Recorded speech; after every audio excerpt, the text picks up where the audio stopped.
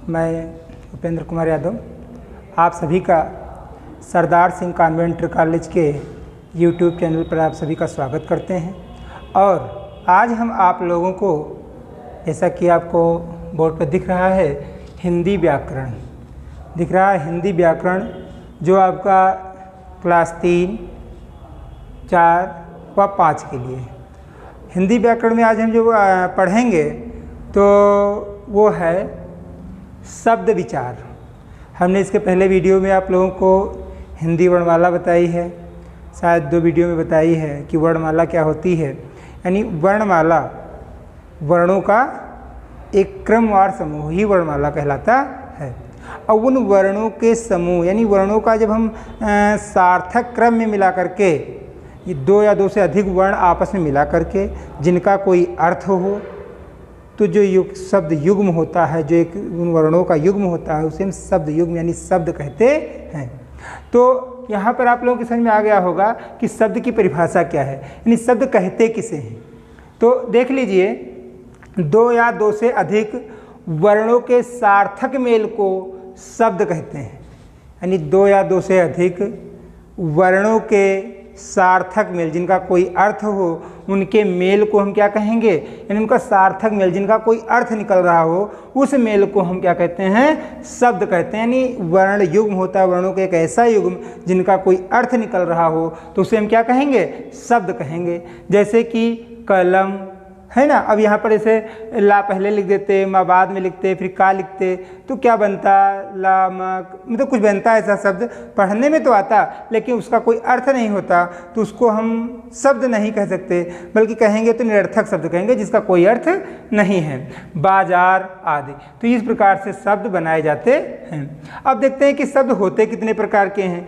तो शब्द के भेद 4 आधारों पर माने गए, मतलब शब्दों का जो वर्गीकरण किया गया तो वर्गीकरण में 4 आधारों पर माना गया है।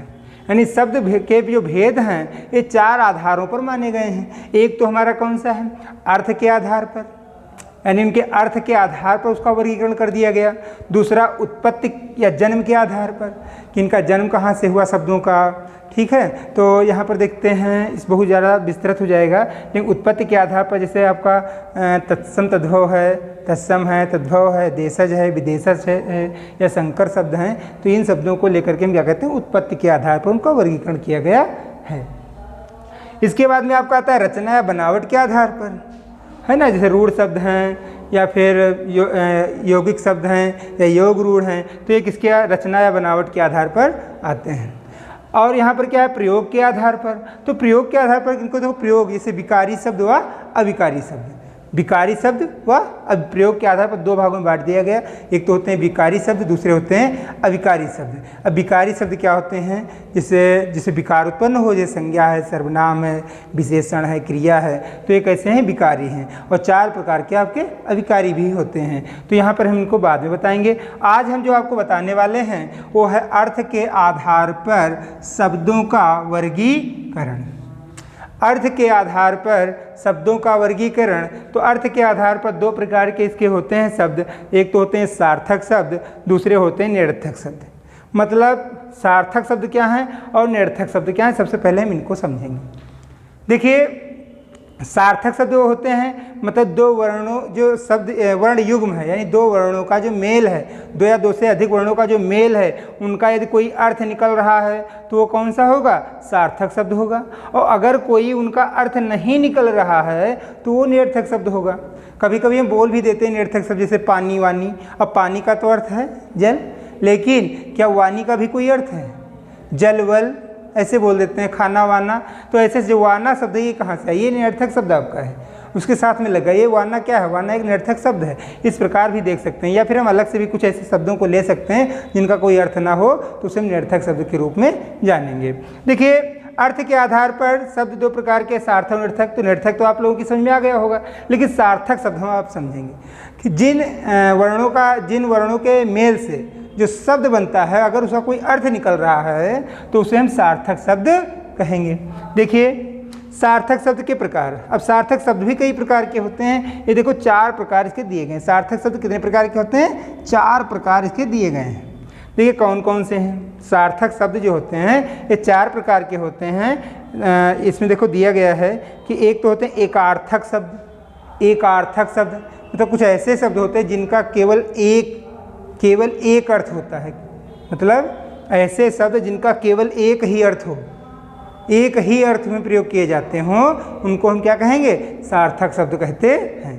केवल एक अर्थ होगा। जैसे हम पुस्तक, अब पुस्तक का कोई दूसरा अर्थ नहीं होगा। पुस्तक पुस्तक है, बस पुस्तक, मतलब पुस्तक का कोई दूसरा अर्थ नहीं। लोहा, अब समझ गए, लोहा, लोहा बोला जाए तो लोहा है बस, मतलब इसका कोई दूसरा अर्थ आप नहीं निकाल सकते हो। तो ऐसे शब्द जिनका केवल एक ही अर्थ हो तो उसे हम क्या कहेंगे? उसे हम कहेंगे एकार्थक शब्द, यानी एक अर्थ वाले शब्द। मतलब इनका कोई दूसरा, पुस्तक अगर बोलोगे तो पुस्तक पर ही दिमाग जाएगा। अब ऐसा नहीं कि पुस्तक बोले हैं तो कहीं अलग, जैसे अभी कोई बोले कि अंक, तो किसी की देखो यहाँ पर दूसरे में समझ लीजिए, अनेकार्थक शब्द जिनका 2 अर्थ हों, 2 या 2 से अधिक अर्थ हों, उसे हम अनेकार्थक कहेंगे। क्या कहेंगे? अनेकार्थक। एकार्थक और अनेकार्थक अलग अलग हो जाएगा। एकार्थक जिनका केवल एक अर्थ हो और अनेकार्थक जिनका 2 या 2 से अधिक अर्थ वाले हो। ठीक है, अगर हम बोले अंक तो किसी की समझ में आएगा कि गोद होता है अंक के लिए, यानी अंक मतलब गोद होता है।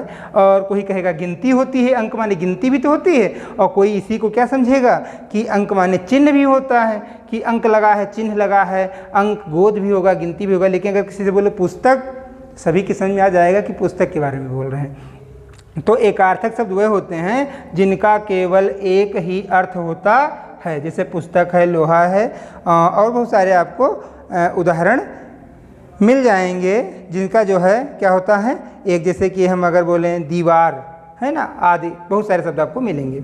अनेकार्थक शब्द कौन से होते हैं? अंक, अंक का मतलब अर्थ एक तो होता है गोद, गिनती, चिन्ह भी होता है, और अर्थ, अर्थ लिखा देखो, तो अर्थ का मतलब भी बहुत सारे होते हैं। अर्थ का मतलब अर्थ का एक तो अर्थ का होता है, मतलब ही होता है कि इसका क्या मतलब है, इसका क्या अर्थ है, तो कहेंगे वो लोग उसी को बोल देते हैं इसका क्या मतलब है, इसका क्या अर्थ है। या कुछ लोग इसको धन भी बोलते हैं कि इसका क्या धन, मतलब अर्थ, मतलब उसका कितना धन है, कितना अर्थ है। अर्थ का मतलब धन भी होता है, और अर्थ का मतलब प्रयोजन भी होता है। तो इस प्रकार से जो देखो इसके बहुत सारे मतलब कई अर्थ निकल रहे हैं एक एक के, है ना। जैसे कनक है तो कनक का एक ही अर्थ नहीं, धतूरा भी होता है, और गेहूँ भी होता है, और सोना भी होता है। तो इस प्रकार से कई अर्थों में प्रयोग किया जाता है।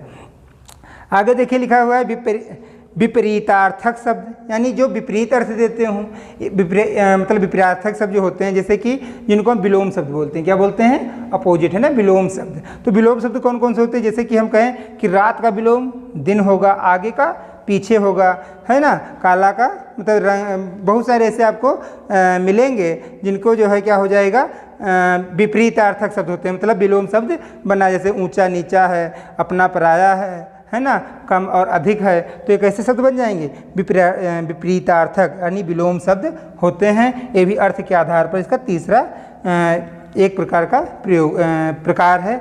ठीक, एक भेद है। और एक होता है समानार्थक, यानी समान अर्थ देने वाले, यानी समान अर्थ देने वाले, जिनको हम पर्यायवाची शब्द भी कहते हैं। क्या कहते हैं? पर्यायवाची शब्द। जैसे वन, अब वन कहो और वन का समानार्थक शब्द, समान वन ही अर्थ देने वाले।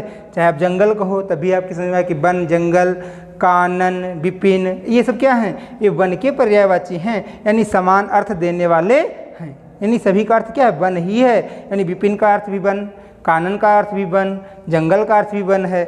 इधर देखो सूर्य लिखा हुआ है, सूर्य, तो सूर्य को हम क्या क्या बोलते हैं? भानु भी बोल देते हैं, दिनकर भी बोलते हैं, भास्कर भी बोलते हैं। तो बहुत सारे सूर्य के नाम हो जाते हैं। तो इस प्रकार से क्या है कि भानु बोलेगा तभी आपकी समझ में आएगा सूर्य है, दिनकर बोलेगा तभी आपकी समझ में आएगा सूर्य ही है ना। जैसे गंगा नदी को आप ले लीजिए, गंगा, तो इसको कोई मंदाकिनी कहेगा, तो कोई देव नदी कहेगा, तो कोई भागीरथी कहता है। तो क्या है? गंगा के क्या है? पर्यायवाची हैं। आग का अग्नि है, पावक है, अनल है, ये सब किसके पर्यायवाची हैं? आग के हैं। तो इस प्रकार से जो है हमारी समझ में आता है कि एकार्थक जिसका केवल एक अर्थ हो, अनेकार्थक शब्द वे होते हैं जिनके एक शब्द के अनेक अर्थ निकलते हों, और विपरीतार्थक जो होते हैं उसके जो है यानी विलोम शब्द जो बिल्कुल अपोजिट एक दूसरे के बिल्कुल उल्टा होते हैं। समानार्थक समान अर्थ देने वाले कुछ शब्द होते हैं। तो इस वीडियो में इतना ही, और अगले वीडियो में आप लोगों को जो है इसी का दूसरा रूप बताया जाएगा, उत्पत्ति के या जन्म के आधार पर शब्दों का वर्गीकरण, यानी उत्पत्ति के आधार पर शब्दों का वर्गीकरण। तो इस प्रकार से जो है इस वीडियो में इतना ही, और आप लोग जो है इसका अध्ययन करें और कॉपी पर नोट करें। धन्यवाद।